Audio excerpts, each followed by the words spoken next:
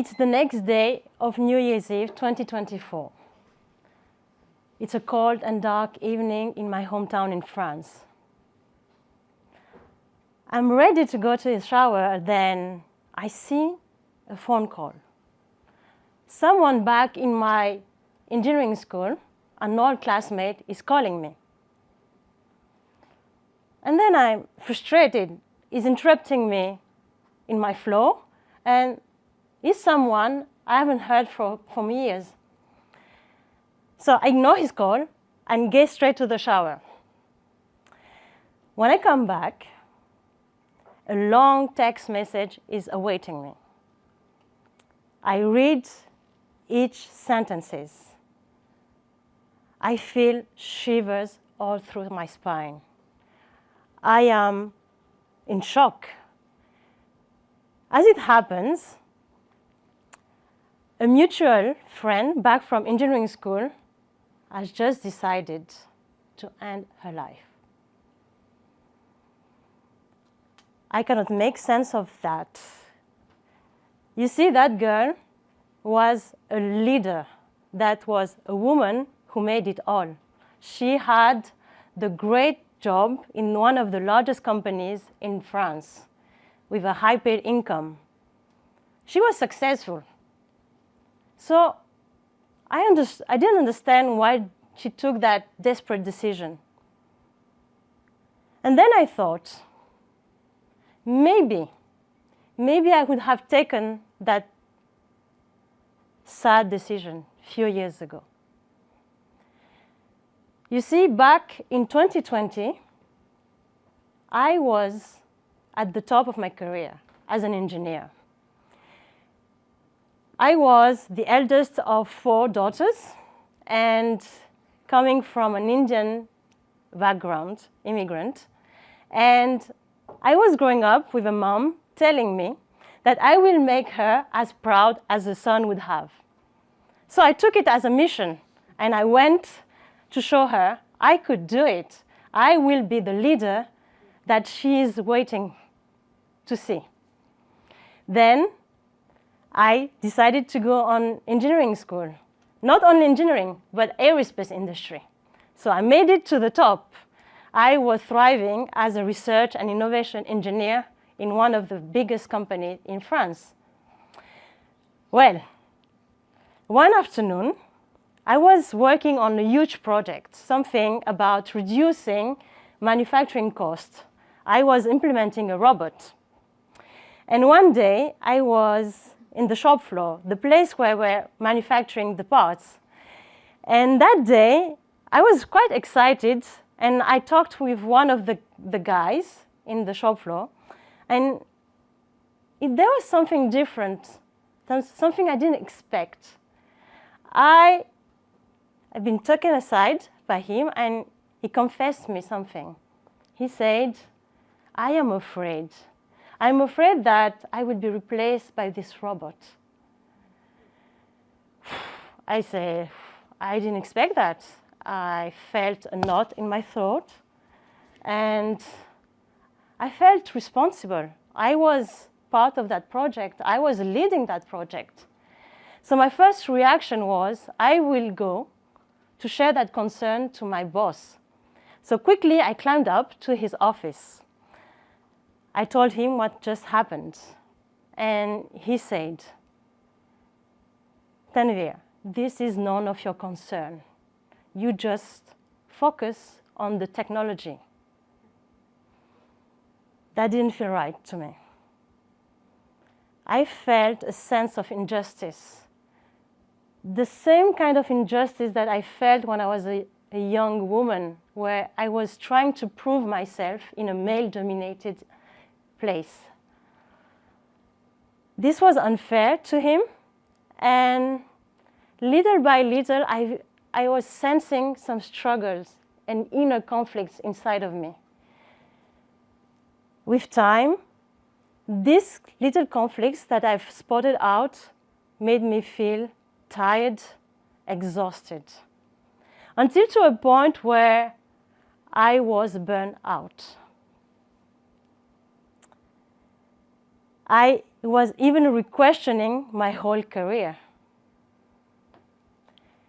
Well, that time, I decided to change some of my work, and I moved to a different field, still as an engineer. And every time, I ended up feeling emptied and lost, trying to prove myself again in a male-dominated place. Well, I was wondering, what do you do when you're burnt out? So I decided to launch some hobbies to entertain myself. One of them was to launch my own podcast. I decided to invite women over tea time and have some inspiring chat with homemade banana bread and hot chocolate. Very cozy, very nice atmosphere. I was having a blast. And the other project, still a hobby, was I wanted to go on a coaching training, something that I just wanted to do for myself, something that will bring me some self-help tools to understand my own patterns. Something was happening. For a long time, I haven't felt that. I started to feel some warm sparkles in my stomach and then spreading up to my chest. I think I was feeling happy, actually. And then I thought, no. You have to put it aside. This is only hobby. You have to go back to the hiring process and look for a serious job. So here I went, back to the job hunting. Even feeling drained, still exhausting, but I had to do it. I could feel the contrast of being so happy when going on the hobbies, and my stomach was tight when I was going through the hiring process. But anyway, that was the case. That was the process. One day, in the midst of this job hunting, I suddenly felt sick. I was diagnosed with an infection somewhere between my belly and my thighs, if you see what I mean. Not very comfortable. I was freaking out, actually. One day they told me, you have to have a surgery as soon as possible. I was freaking out. I was all over the place, and I was trapped mentally, emotionally, physically. I still remember the time where I was sitting in this blue and white room, wearing this sexy outfit, you know, this blue plastic outfit from top to the bottom. And I was staring at the tube light, shaking, desperate, and I said to myself, if I make through this surgery, I promise to myself that I wouldn't make any decision that doesn't make me happy. The next day, I woke up safe and sound in a room full of patients. And you know what? I was the happiest girl in that room. Or maybe that was the drug still running on my blood. Anyway, I realized something, that all these years, I was trying to be a leader in a male-dominated industry. All these years, I was trying to prove myself following some rules that weren't mine. So I wondered, what if I moved these hobbies to a career? I felt back this warmth in my belly up to my chest. And I felt this was the right decision to take. 5 months later, I was still reading this text, reading this awful news about my friend.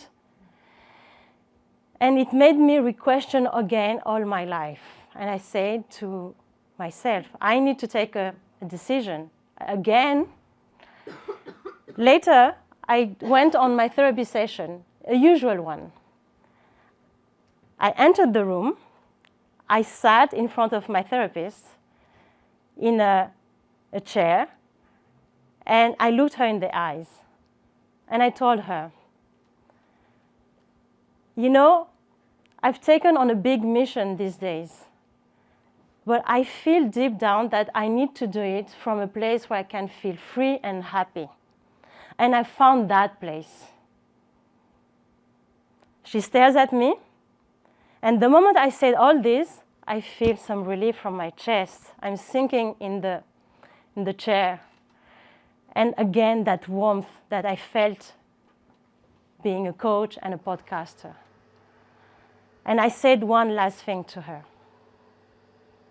I am ready for Valencia.